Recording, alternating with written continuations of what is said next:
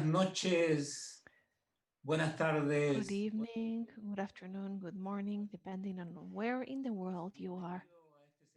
Welcome to this seminar, this very important seminar or webinar. My name is Francisco Domínguez. I'm the coordinator of the European campaign against sanctions. This is a webinar called Venezuela, Sanctions and Human Rights.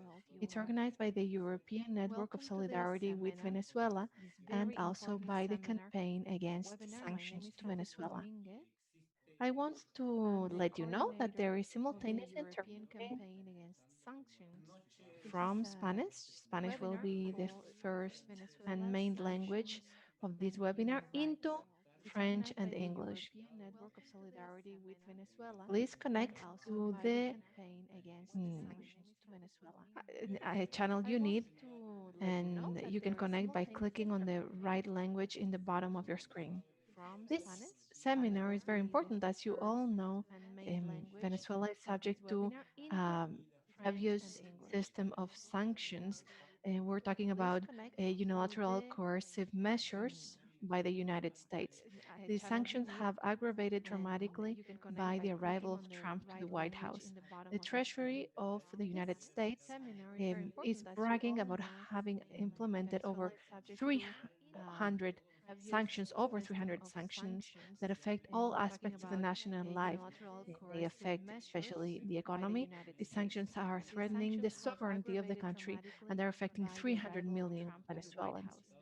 In the next days, as the outcome of a policy of dialogue with sectors of the opposition in Venezuela, a consensus was created to resolve the difference that exists in any society peacefully through elections.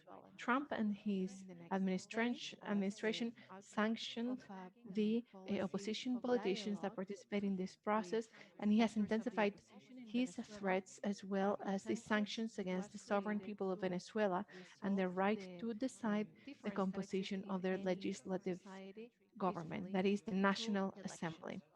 This election is going to be held on December 6, 2020. The European Union has applied sanctions to the politicians of the opposition that take part in these legislations. That is, the European Union is siding with Trump's administration against the people of Venezuela. Today, we have the great privilege to have with us two wonderful defenders of human rights. Each of them will take the floor for 15 minutes, and we will have questions from the audience. I'm going to introduce each of the speakers, and the first one is Eugenia Russián. Eugenia Russián has worked for the theology of liberation for 28 years. I'm connected. I'm already connected. Maria Eugenia works for vulnerable sectors and she's a teacher. She's the president of FUNDALATIN, the Latin American Foundation for Human Rights and Social Development. We have witnessed her tireless activity in the defense of human rights of victims um, who have suffered anti-government groups violence, and she wants us to remember Vector Noguera, Hernandez, Will Beltran, and many other victims who were lynched, burned alive, and murdered. And we have seen her at the United Nations, Geneva, and other institutions denouncing how the blockade is affecting um, the health services. Many people can't have transplant of transplants, and many patients of cancer um, can't have a treatment. Her association is heard in many institutions, international institutions. Maria Eugenia, it's a great honor to have you here. The floor is yours.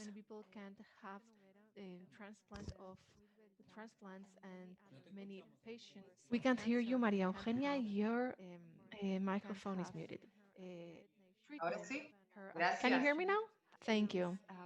I was saying that Fundalatina wishes to thank the European Network of Solidarity with Venezuela for their ongoing campaign to denounce these measures that are a violation of human rights. In our organization, we are happy to be able to have a Nobel Prize, Mr. Adolfo Pérez Esquivel, with us in his tireless struggle for a fairer world, for a world that is more committed with humans. From our perspective, our religious perspective of the theology of liberation, we think that the call of Jesus makes us think that truth will make us free. And when we talk about truth, we need to talk about what's happening in our country, all those hopes for resistance that our peoples have in the midst of this systematic attack with these measures that keep violating human rights. We want to thank these spaces because they help us to tell the world what um, communication transnationals aren't saying. They refuse to say the truth.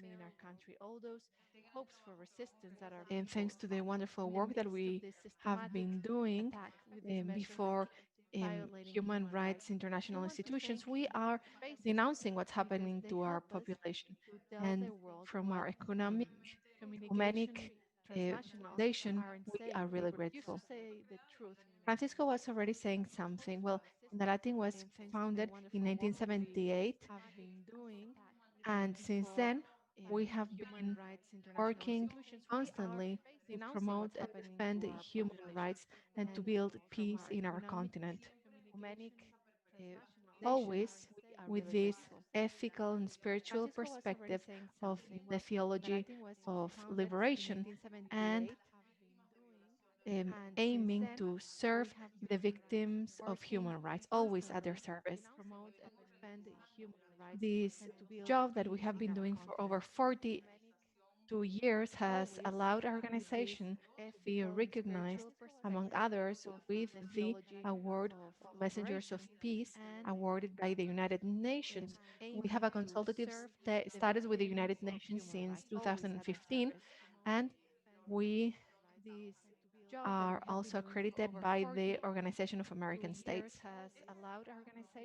This is the work that we have been doing with Fundarati, and we keep um, getting trained and committing with a life in abundance that Jesus talks about. And that life is about sharing. And that's a commitment that we have, those of us who work for life. In these times when there's so much manipulation in connection with human rights, Narati recognizes that throughout these 20 years in Venezuela, that in these years, public policies created by the government of Venezuela in the field of human rights since the constitution that was passed in a public referendum. Since then, many social projects have been approved and started. These projects were referred to as missions, missions for the most vulnerable. These missions worked on the most basic aspects of social rights like health, food, education, social security, inclusion of people with disabilities, care for the elderly. All these rights had been were previously totally ignored before the 1999 constitution. But we have to emphasize something. In 2015, after the decree by President Obama that considered Venezuela a threat for the security of the United States, after that decree, there has been great increasing pressure on the population of Venezuela, especially through the unilateral coercive measures fostered by the government of United States to hamper the implementation all these social missions that are helping and strengthening human rights. These measures didn't um, make it possible or were an obstacle to buy things like medicines and basic needs. The American treasurer was threatening with sanctions for countries that supported Venezuela. The Treasury, the American Treasury, I'm referring to. And in the face of this blocking, one of the programs that has been most effective was a program that was helping children and teenagers suffering from chronic diseases. Fundalati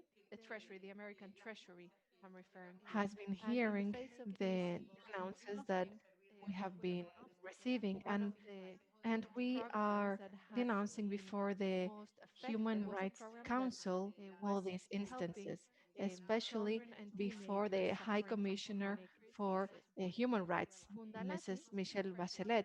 We have also denounced before UNICEF the situation that our children and teenagers are suffering, those who are in different hospitals in our country. Fundarati was able to meet with the mothers of children of the hospital J.M. de los Rios, children who are um, requesting or in need for transplants. We also visited the Cancer Antonio Machado hospital and other hospitals. And as an organization, we have heard the denounce of 5 children who are in Argentina receiving treatment after um, having received liver transplant. Previously, I was talking about bone marrow transplants, and we have been able to meet patients in Venezuela who are in different parts of Italy and who are receiving specialized treatment in this country after suffering from leukemia. Previously, I was talking about bone I marrow want to remind transplants. all of you And who we are have here been in this able conference to that meet patients the government of in Venezuela Venezuela who are in different parts was of Italy providing and resources who to are the receiving Simon specialized Bolivar Foundation treatment to save the life in of this 90% country of patients. after And we're talking suffering from about children leukemia. and teenagers. The state was paying for the transplants, for specialized tests, um, food, lodging, transportation, ambulances, drugs, those ambulance services that would be necessary in this situation. So what happened? After the um, blockade, the program was stopped and the health care was interrupted, which infringes the right to health and the right to life of these patients. The Simon Bolivar Foundation communicated on uh, January 15th to the patients that are in Argentina. And I'm going to read this letter sent by the government of Venezuela to these patients. Unfortunately, I'm quoting the letter. Unfortunately, due to the recent changes in the legal requirement and the sanctions imposed by the United States against Venezuela and Venezuela oils, the foundation cannot pay the expenses for the services provided to the patient. This is the letter that these sick children received through their parents. In the face of this situation, our hearts start speaking. A patient is not a number, a patient's not statistics. A patient with a chronic disease of high risk is a human being. Human beings who needed and who still need these social programs that the government of Venezuela was providing up until 2019. Then, when CISDOC, our um, company in the United States, was confiscated, the first thing to be eliminated was social programs. We are very concerned about um, about the deviation of these funds um, that were perceived by the victims. And we're very worried about the wrong use of the resources of this foundation for other ends that are not helping these children whose lives are in risk.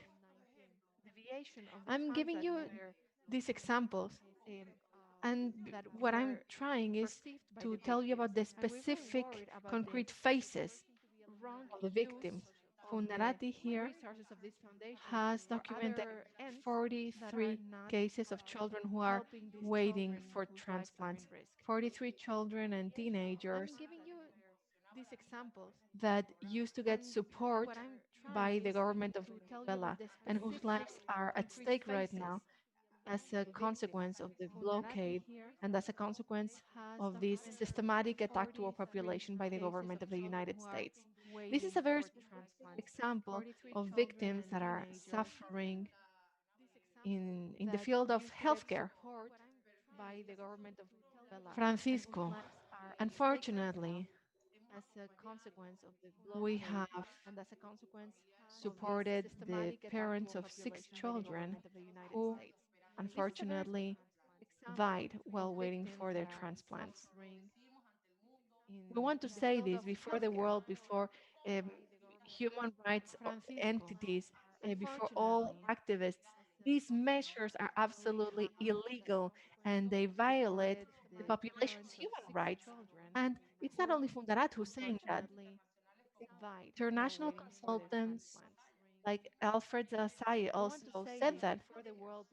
He denounced that these are crimes against humanity.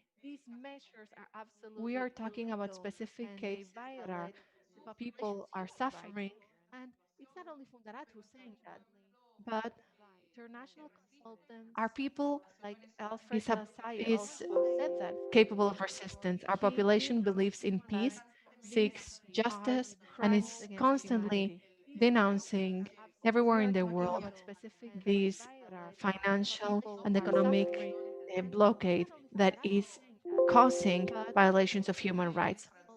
That's why Professor Esquivel, Francisco, that's why Our in population our believes in economic peace, community of seeks Fundarati, justice, and is we constantly want to denouncing everywhere in the join world our this voice financial and to this economic action. And thanks blockade to your that is ongoing causing violations of human rights. campaign to denounce That's why the Professor sanctions Esquivel, against Venezuela. And Francisco, we want that's to join all the goodwill violations campaigns in in the our world campaign and and all all of of the governments. sanctions We want against to tell the Venezuela. governments We and want to the join all the human rights goodwill organizations campaigns that we have to and keep all of the sanctions against saying Venezuela. that these measures are violating the population of Venezuela and that we have to keep working to build a world that focuses on the defense of human rights and the rights of Mother Earth and the defense of this humanity, brotherhood and sisterhood, humanity,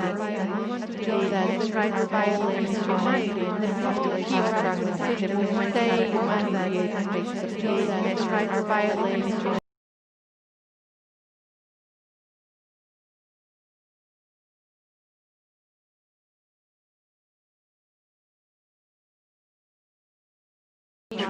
And I hope that spreading the truth and making a contribution to the movement of humanity.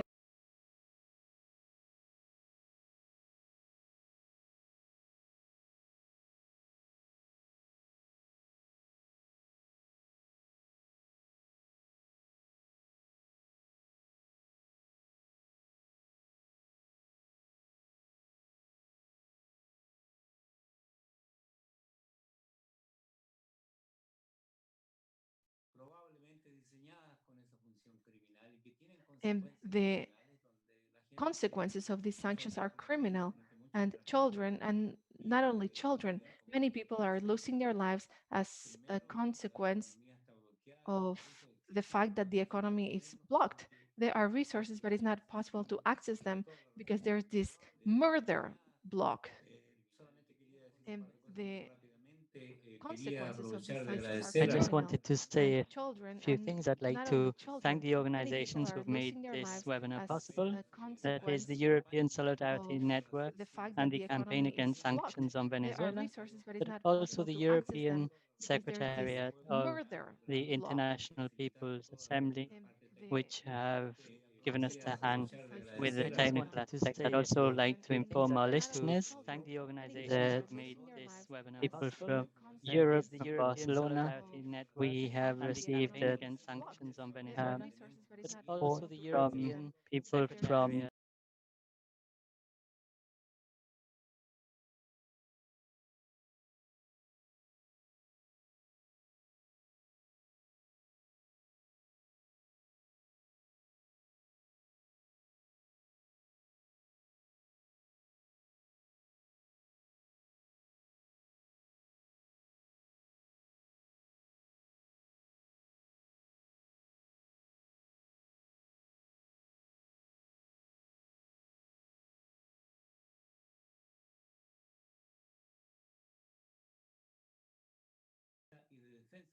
led a movement to defend human rights in Latin America and the peace and justice movements with Christian organizations. In 1975, he participated in the creation of the Permanent Assembly for Human Rights from 1976. He traveled the world designing aid and development programs for indigenous peoples, workers' movements, and other groups of people in need.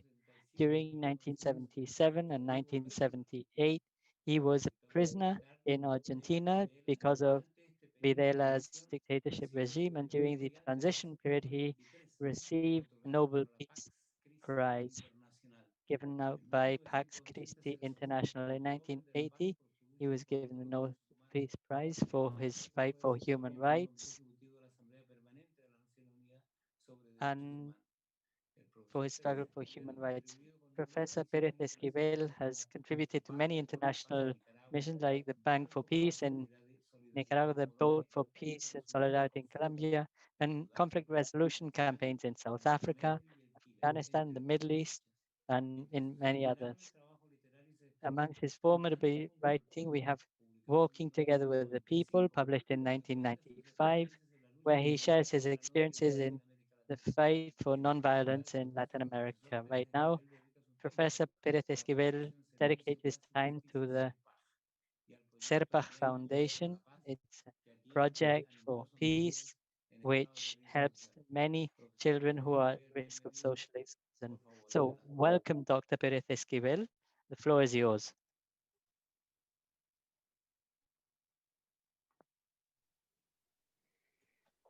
Buenas tardes a Good todos. afternoon, everyone. Good afternoon, good evening, everyone. It's a great pleasure for me to share this time with you. I want to send you a warm hug, even if it's virtual.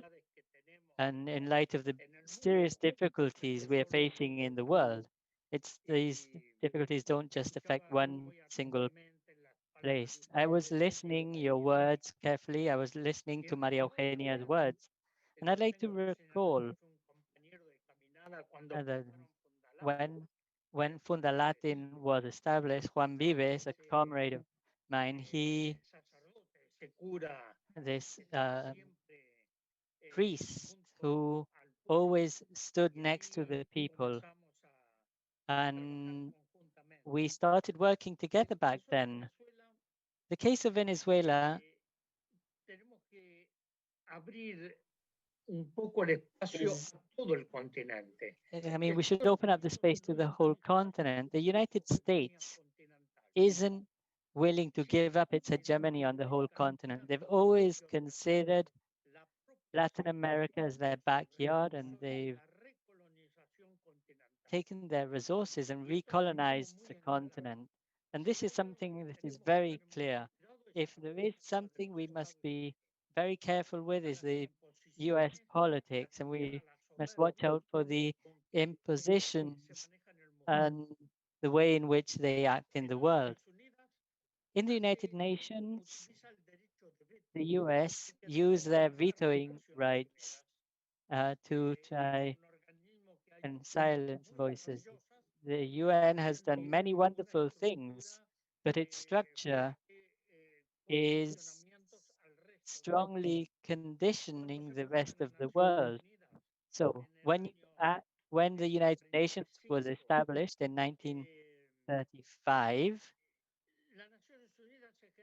the United Nations were established with 57 states, and now today we have 193 states. But the structure continues to be the same as 1945. We have 5 countries, 5 powers that are controlling the United Nations.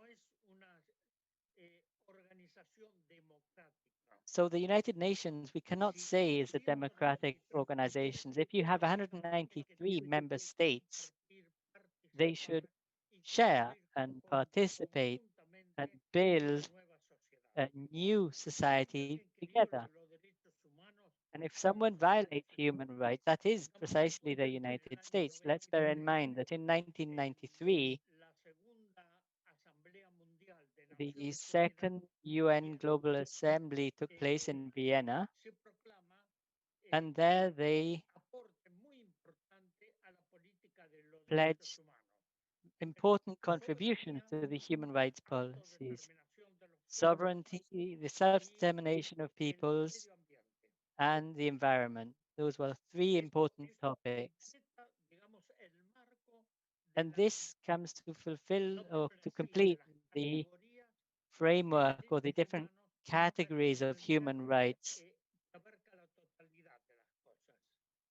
that encompass all human rights. And what the US is violating is the sovereignty and the self-determination of the peoples. And they do this ferociously with no limits.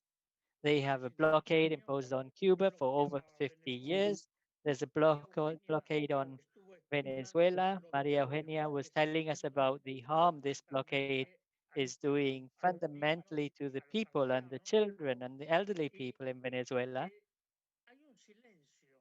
And there's absolute silence from other so-called democratic countries, such as the European countries. There is also, at the same time,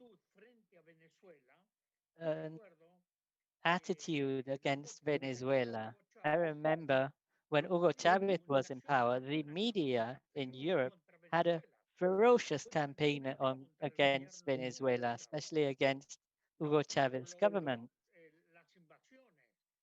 The invasions, the coup d'etat, and it didn't end there because they continue to apply this.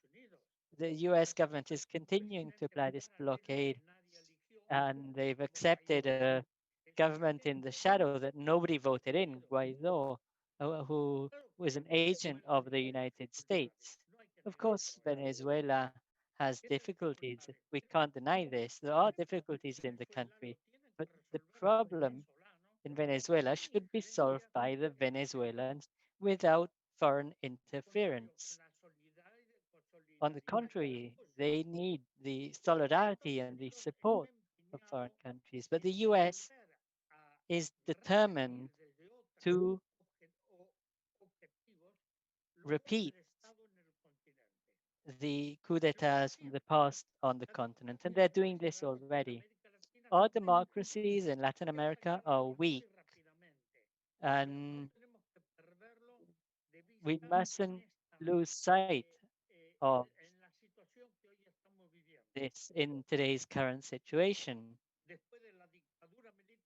After the military dictatorships, we, with a lot of effort and a lot of pain and a lot of deaths, we recovered the rights of the peoples to democracy. But the US government doesn't want democracy.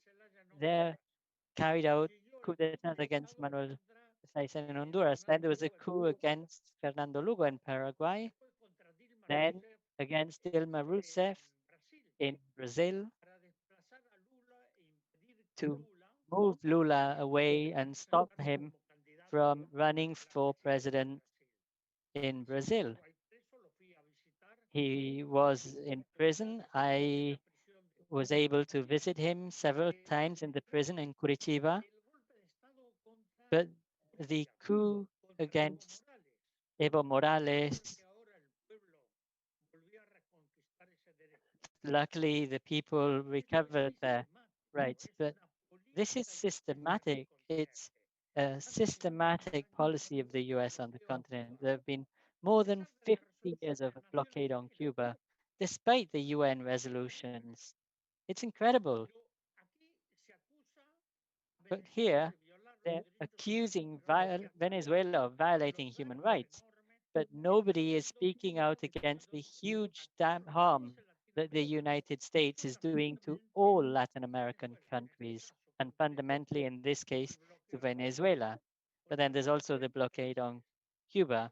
There are three countries that voted in favor of the blockade: Israel, US, and recently Bolsonaro in Brazil. So what's going on with the European countries which call themselves democratic? The media are supporting the US. War is also forged through the media. And these media outlets, they're terrible. And let me delve deeper into this issue. You all know the about monocrops, these huge soy monocrops and other huge monocrops, which are grown used agrotoxical products such as glyphosate, for instance. And this is very harmful for Mother Earth. And many of the consequences we're seeing today with the pandemic and the coronavirus have to do because of the balance was broken with Mother Earth. And there are scientific studies from a Swiss scientific institution that point at 2,085 viruses, and 583 can infect humans. And basically, the coronavirus, which humanity is experiencing today, is one of them. But there are something that's a lot more dangerous than all of this. Uh, that is the monocropping of our brains. This monocropping of our brains is leading to the global situation we have, where they're persecuting and harming and pointing out at people who want to exercise their sovereignty, who want the right to their autonomy to be respected, and who want to be the owners of their own destiny. But that is something the US doesn't want. They don't want to allow this in Cuba, which has been constantly resisting. Cuba is a good example of social and cultural resistance. Also, the people of Venezuela are resisting. So we have to come up with strategies. We need to think of ways of not just dismantling the armored reasoning, but we have to dismantle those frames of single ways of thinking. I remember, and I want to tell you about this because I saw this with Hugo Chavez in the Teresa Carreño Theater Hall, where um, the business uh, world and the Inter-American Press Association were meeting in this theater hall, and they were talking about lack of liberty in Venezuela, and they were showing this on TV. And they had all of the freedom to say there was a lack of freedom of press, and they were coming to Venezuela to say things they wouldn't dare saying outside Venezuela. So where is this lack of press freedom? Today, the attackers turned on Maduro, and they don't want to allow the Venezuelan people to exercise their right to self-determination. That is why we need to work on having a continental unity. And Hugo Chavez um, talked about the motherland and rebuilding the Bolivarian motherland. But we need to work also in the United Nations, in the Organization of American States, even if it's not in the best situation. We know what happened with Luis Almagro, and we know of the attitude he showed when the elections took place in Bolivia. And the report is pointing at things in Venezuela, but it is totally silent about the ongoing aggression, which Maria Eugenia illustrated, the permanent aggression of the United States on Venezuela and the blockade that the Venezuelan people are suffering. So we have to make matters clear here. I'm not saying Venezuela doesn't have problems, it does, but we have to show solidarity with the Venezuelan people. And Venezuelans will have to find a way of solving some of their issues. Soon they'll have elections. And will European countries be sending in observers or not?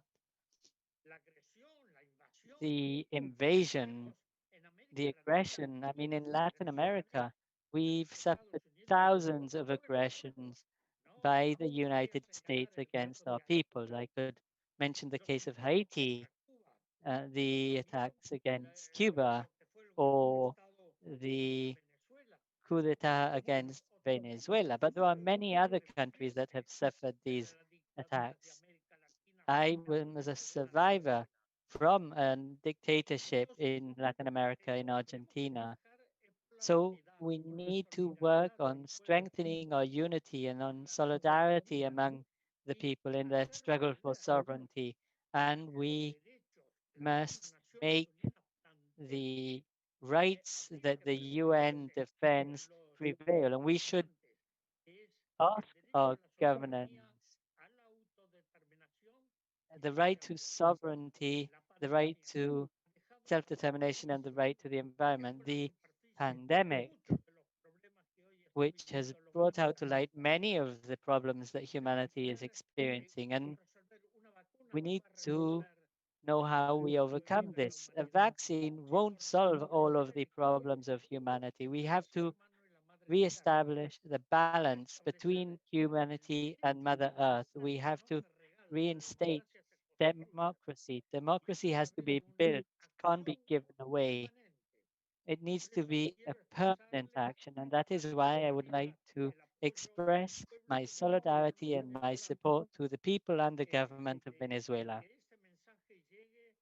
I want this message to reach out to the hearts of European governments, because many of the ills we are living in Latin America are the responsibility of the European Union. If we talk of the Middle East, the conflict between Israel and Palestine, the oppression against the Palestinians, the invasions in Libya and Syria.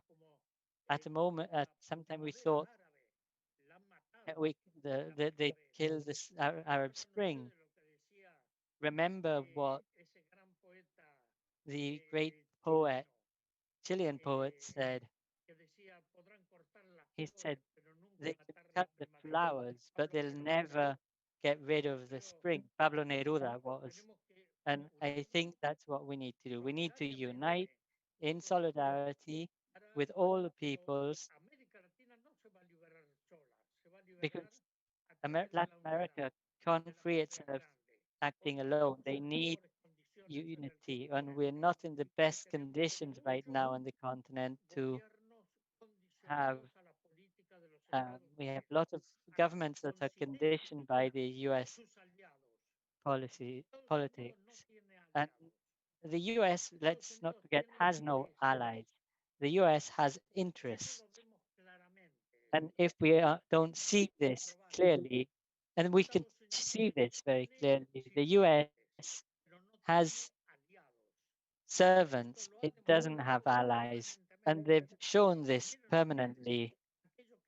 Look, those of you who saw the coup in Bolivia asked for refuge in the US, and this was denied to them. So what's happening?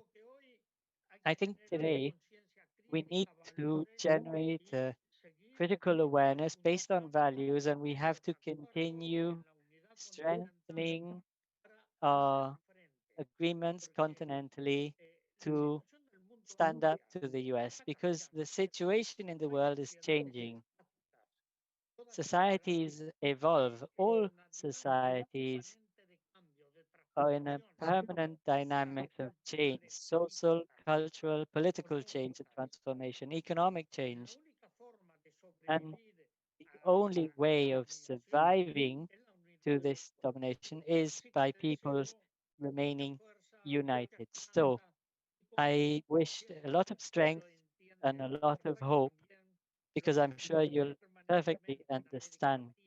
We in Latin America say time and time again in the World Social Forum, a better world is possible, moving Muchísimas gracias, towards the profesor, victory por always. sus alentadoras Thanks palabras for sobre these kind words of ese principio solidarity de resistencia and ética que resistance, nos ethical pertenece, resistance. que es nuestro derecho soberano. Eso es excelente. Muchísimas gracias, profesor, Thanks, nuevamente.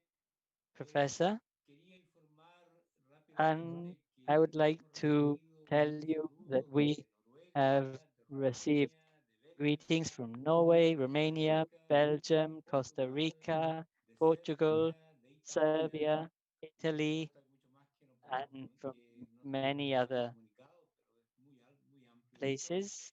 They Bueno, haven't given us the names of quisiera the countries, expresar but from many different rápidamente, places.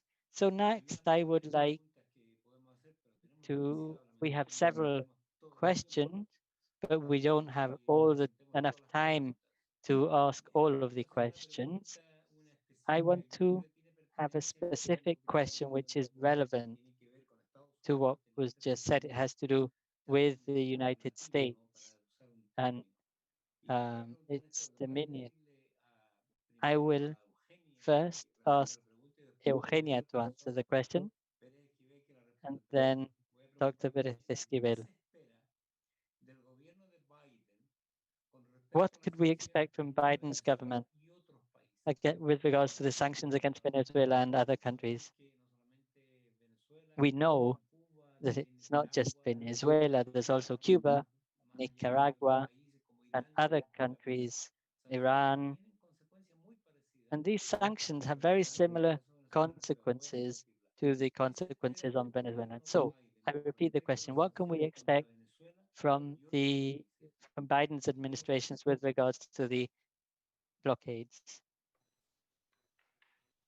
No te escuchamos. No te escuchamos. No We te can't hear you. escuchamos, María Eugenia. We can't hear you, María Eugenia.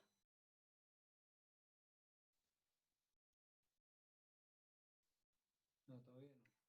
Your microphone is muted. María Eugenia, sí, ahora sí. Can you hear me? Sí, está perfecto. Fundalati, Fundalati, throughout these 42 years of experience and based on our work, has established very interesting relationships with movements in the United States. Mariners, that is a movement that is uh, struggling to close the School of the Americas. We are in touch with them as a human rights organization, and we are both hearing Jesus's call to struggle for a fairer world that is has more solidarity. So I think those of us who believe in this different world, in this other world that is possible, as Professor Adolfo Pérez Esquivel was saying, well, those of us think that this new politician, Biden, we hope that he will listen to his population. We have had the opportunity to meet with these American movements in the United States.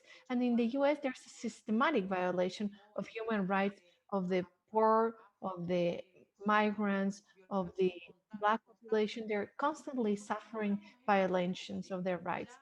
And we want to call for the end of these attacks. There are other peoples that are adopting uh, ways that are not capitalistic and mercantilistic. In Venezuela, we decided 20 years ago to opt for a more human process where humans are at the center of life. I agree with what Professor was saying. No country in the world totally and fully respects human rights, but some countries are trying to build our own path. And I think the basis should be the respect to the decisions of the people. In these past 20 years in Venezuela, we have opted for democracy and we have participated in these elections and we have decided to be co-responsible with the government of Venezuela. As a human rights activist, I would like to ask the social movements in the US and in other parts of the world to raise our voices and to ask this president to stop the aggressions against the population. I would also like to say that in like the media is saying that sanctions are just attacking the institutions, but no, it's the people of Venezuela who are suffering, and many um, transnational media are responsible for the continuity of these sanctions. I want to ask Professor Perez Esquivel, because you, Mothers of the Plaza de Mayo, and all other movements have raised their voices against these sanctions. And I would like to ask the movements in the United States to stop the sanctions that are being imposed through violence and through manipulation. Thank you very much, Maria Eugenia. Your response was very clear. What is expected from Biden's administration with regard to the sanctions? Professor, the floor is yours.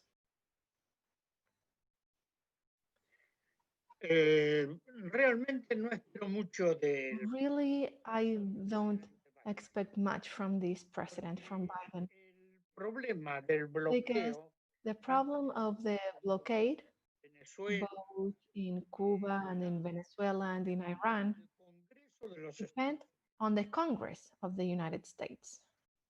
Yo en un momento me comunicaba con In the past, el eh, entonces presidente I was y in contact with en un Obama, with momento Barack Obama, when he le was decía, "Ay, the tenemos que president, and I explained to him that the blockade to Cuba had to cease, and the aggressions against Venezuela cerrar las cárceles de Abu had to cease, the Abu Ghraib prisons in Iraq had to be closed down, Guantánamo." that Guantanamo Y had luego to me be shut. dice, sí, yo estoy de acuerdo con And he todo told eso. me, yes, I do agree with all of this, but El problema es que the eso es una problem is that resolución del this Congreso de is los a Estados Unidos. resolution that should be passed by the Es Congress ahí of the donde United hay que States. trabajar So that's y where por ese work motivo el needs to be pueblo done. norteamericano se And I think it's movilice great y lo that está the aplicando. people in the United States Porque mobilizes and claims for changes. Because Barack Obama ya think al about final it. de su Barack mandato Obama, at ya the end of tuvo his administration, traveled pero to no pudo Cuba, levantar el bloqueo. but he wasn't able to Trató de lift ponerle una the sanción a blockade. Maduro, pero no logró He attempted an y approach tuvo with the y Cuban people, and he was courageous enough pese to a la fuerte oposición go there que hay despite the strong de los opposition Estados Unidos in the United fundamentalmente States. de los The cubanos opposition comes exiliados fundamentally from the Cubans that are en la agresión exiled in the US. permanente contra Cuba. Sin embargo, trató de generar y However, después cerró las he puertas tried to create this no con esa approximation, agresividad inusitada but then the doors una were closed, violencia que se pone de manifiesto lo que and está the haciendo doors were a día de closed hoy. very violently, Y por and that eso, por violence supuesto, is Trump still happening nowadays. no quiere irse de la Casa Blanca.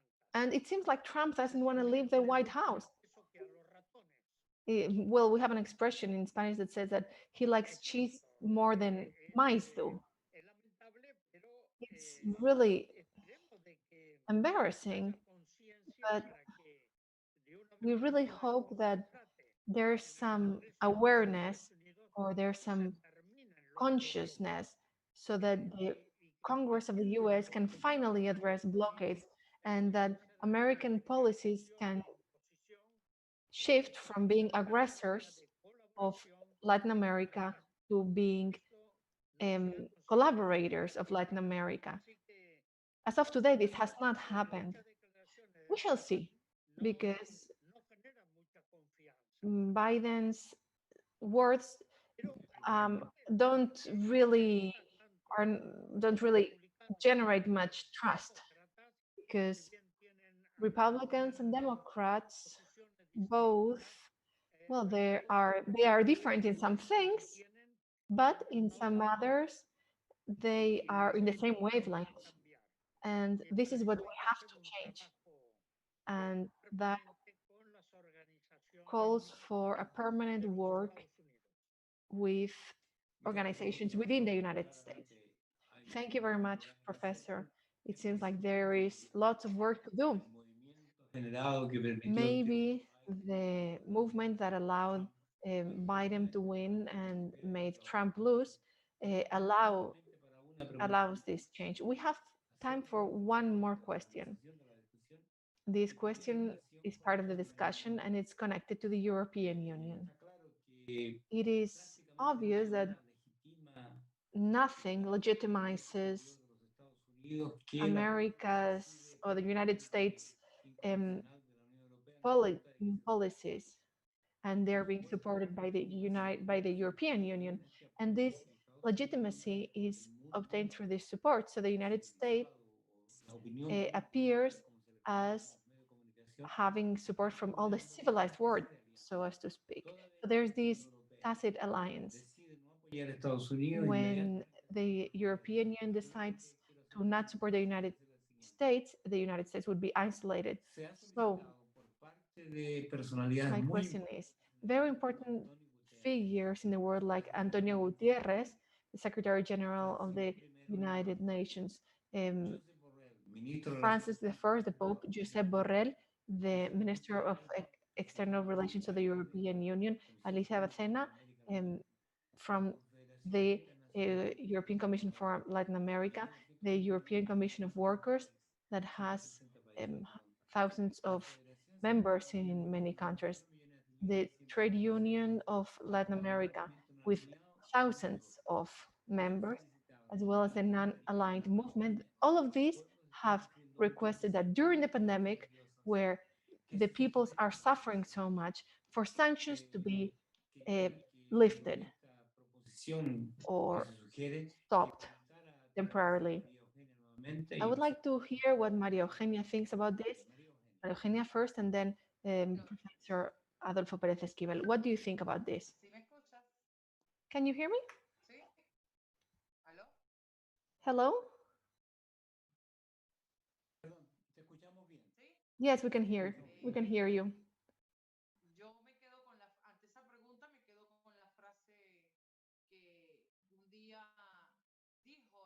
Well, to answer your question, I want to repeat something that Manuel Escoto said at the United Nations. We have to refound the United Nations to refound the world. Well, this applies to the European Union too. We need to refound the European Union so that its vision will change and it will stop oppressing and it will support the freedom of the people.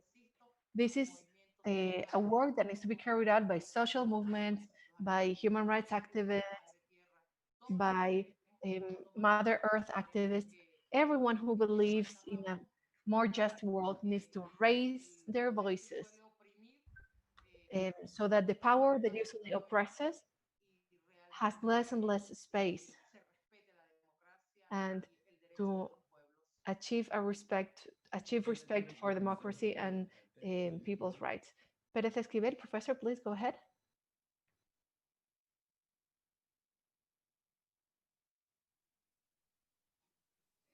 La Unión Europea tiene serias dificultades de Well, integración. the European Union is facing serious integration problems. I mean, with Great Britain, they want to exit the European Union with their famous Brexit. So they will be leaving the European Union. And I think this will change the situation. We don't know to what extent. But the European Union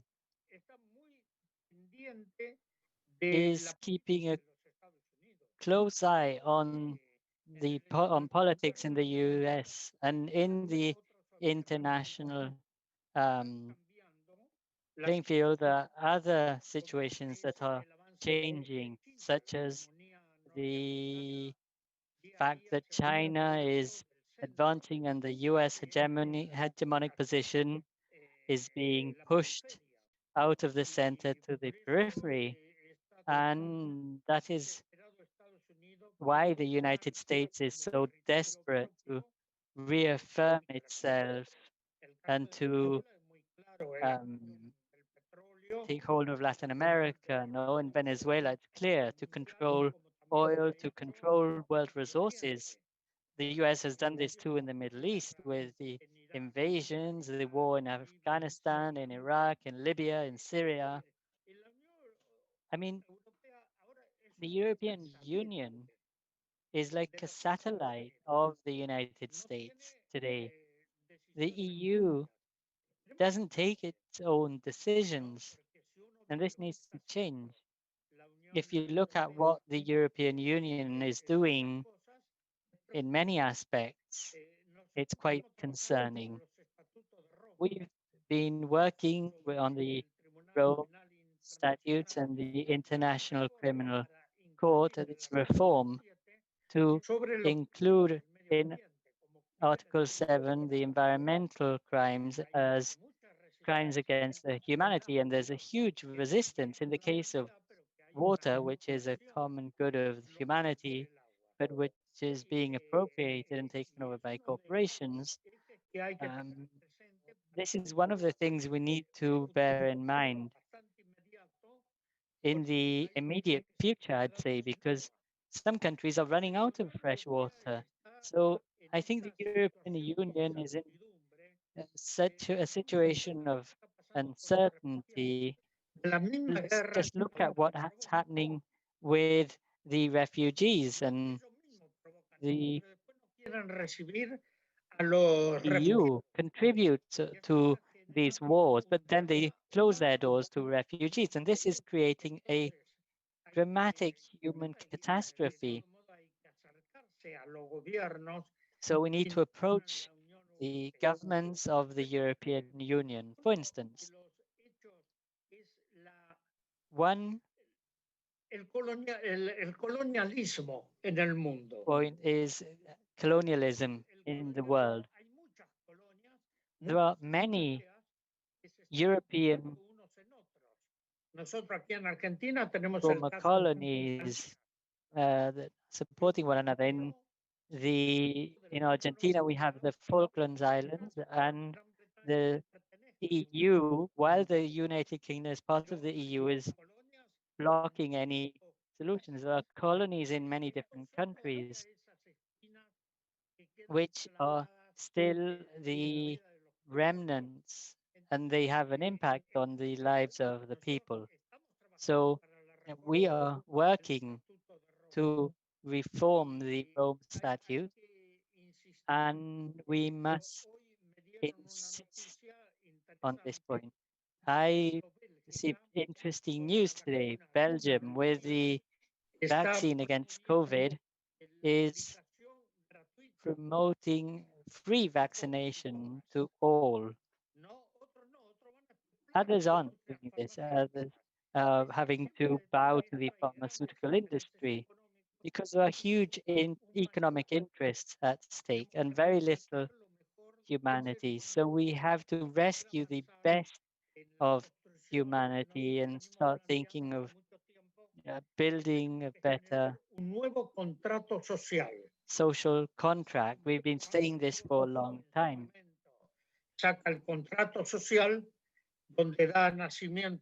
When we first talked about the social contract which gave way to democracy, we have to think of a new social contract for humanity as a whole. And in this regard, we must think about the peoples of Europe. Do you know how the UN preamble reads? The UN preamble in its first line says, "We, the people of the world, want to build peace, unity, and solidarity among large and small countries in unity, in diversity." And we are yet still very far from reaching this. But we mustn't give up hope. In Europe, there are many groups and movements of solidarity. And you are an example there from London or from wherever you are working to show solidarity with the people of Venezuela. Muchas gracias, profesor. Thank you so much, Professor. Aprovecho de informar que nos está I'd llegando like información to de que tenemos inform gente que you está that viendo el programa we o have posibles seminarios people de Egipto, following de us from República Egypt, Dominicana, from the Dominican Honduras, España, Republic, from Martinica, Tunisia, Honduras Spain, y Japón. Luxembourg, Vamos a terminar, and nos están others. llegando We will algunos. have to Es wrap una up conversación this rica, webinar. We're at final moments. It's a muy very enriching and interesting esperanzados con este proceso conversation, que nos and permite it's aventurar delightful un to futuro más hear interesante these para la words humanidad. which allow us to dream of a better world. Solamente señalar muy I'd just like rápidamente to que briefly la Unión Europea mention that the reconoce a Juan European Guaidó. Union Sin has embargo, no envió recognized Juan embajadores a Guaido, Venezuela, como dijo el profesor, but que presenten sus he credenciales al presidente Maduro, sends que es miembro ambassadors de to programas de Venezuela who televisión que están televisados en present todo their el país. credentials to Fue por Maduro poco al in mismo tiempo en que la programs Unión that are Europea no broadcast in the country. incluyera a Also, Venezuela, the han European Union, recibido many aproximadamente countries unos are 5 a 6 mil millones de receiving dólares between 5 to 6 en billion inversiones, tales como el Banco de dollars Inglaterra, donde hay 31 from toneladas de oro venezolano, in the Bank of England. There's a Banco ton Central of gold from Europea y otros más, Venezuela. The que banks, the retienen esos European Central recursos Bank, which argumentando are que no es withholding posible the entender el resources gobierno of venezolano porque Venezuela, no están saying claros respecto de they quién es are el not verdadero gobierno. respecting Entonces, rights, but they don't ese even have clarity on contexto who the indica lawful realmente que government Europa is. está un poco So this really shows América us Latina un poco para allá y that para acá, aunque Europe lamentablemente no is tiene política uncertain exterior and independiente. it doesn't have an Quisiera independent foreign invitar policy. de una manera muy breve al final de I este would acto un comentario briefly final like por parte to de Eugenia, así invite como de parte del Eugenia profesor, and antes de que Professor Domínguez Esquivel to comience a dar make su some opinión de closing fondo y también el profesor. remarks. Quería aprovechar de But agradecer before then, a I'd todos like los que to han hecho esto thank posible, a los all of miembros those who've del made this Grupo Europeo de webinar Solidaridad, possible, the European a los Solidarity países contra Network, las sanciones en the Venezuela, campaign against y por sanctions on supuesto Venezuela, también a la and of Comunidad course, I'd Europea y also Organización like to Internacional de los Pueblos, thank the que International juntamente People's Assembly and the European han Secretariat, dedicado esfuerzos and together fortalecer they've este made a proceso. huge effort and Aprovecho found también resources to make a todos this aquellos, aprovecho para event darle las possible. gracias al I'd equipo like to técnico que ha also hecho un trabajo thank the excelente, technical team who've pese a done las a muchas wonderful dificultades que han work enfrentado despite the detrás de many bambalinas. difficulties Aprovechar de they've darle been las working in the background. So a big applause to María them Eugenia. too. Maria Eugenia, what are your closing remarks? Can you hear me? Yes? Sí, te escuchamos. Yes, loud and clear.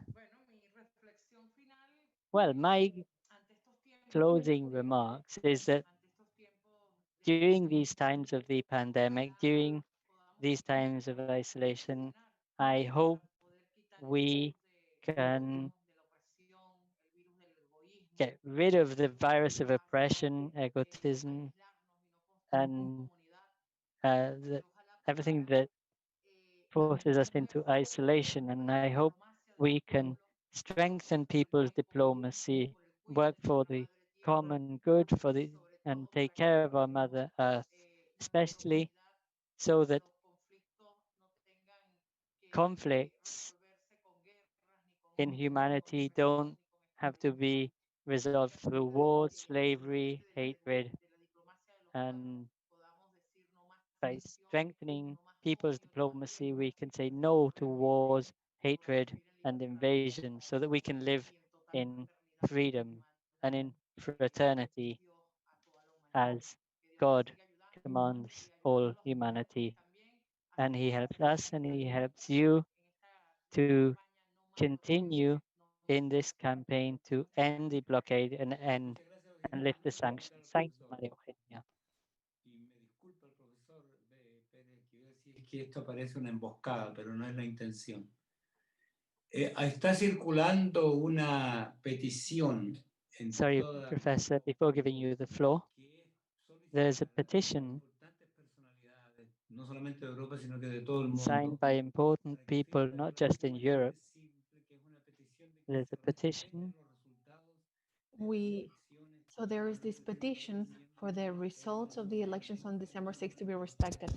señalaron Among que está, the entre otros, Rafael signatories are, among others, Rafael Correro, Jesse Hoffman, Jean-Luc Mélenchon, Jean-Luc Mélenchon from the Parti La France Insoumise, Sandra Pereiro, European deputy from Portugal, and Alfred de Saya, a former uh, rapporteur of human rights in the United Nations. So I would like to ambush you, apologies, and those who are watching from everywhere, I want to give you the floor. Yes, please. I signed that petition, of course. The results have to be respected by all the countries. The self-determination right of the people of Venezuela needs to be respected. Under no circumstance can the exercise of democracy of the people of Venezuela should be ignored. We have been, I was discussing and talking about Chomsky yesterday. And Chomsky, at a moment of uncertainty like this, and bearing in mind the world situation, Chomsky was saying that we're on the verge of apocalypse. And I respect this wonderful thinker very much because he is setting the direction that the world will take if we don't set any limits to the veracity of some of those who have power in their hands. There will be food for everyone in the world, but every day there are more people starving. Food is not reaching everyone. That's what Dosa de Castro was saying. He's the director of FAO. He's a doctor, and he was saying that hunger is the biological demonstration of a sociological disease. It's incredible, but we need to look at this situation with hope because hope is what makes us strong to keep struggling. Leopoldo Marechal, a writer, was talking about the mazes, the labyrinths, and he says that to exit a maze, it's a matter of not going into um, hallways. We can only leave a maze if we go up. If we go up, we will see the stars, the moon, the sky, and we will breathe freedom. So we have to keep working with hope, and we should not um, give up hope. I think the different peoples are strong enough. The people needs to stop being spectators and audience to start building their own lives, their own histories. So have strength and let's have hope. Thank you very much, Professor. Thank you very much, Maria Eugenia. It's a great honor to have heard you, to hear your participation, and to hear your uh, message of hope that we can create a better world. I want to tell everyone who is listening that we have an open link to in YouTube for you to sign the petition that I was referring to. In one day, we have gathered 1,600 uh, signatures. And one of the people who signed the petition is Professor Pérez Esquivel. Once again, I want to thank everyone. I want to thank the organizers, the technical team that has been organizing this, and of course, Eugenia and Professor Pérez Esquivel. Thank you very much. Hopefully, we will repeat this experience in a more favorable context. We would like to continue this dialogue that has been so rewarding. Thank you very much. Have a wonderful evening.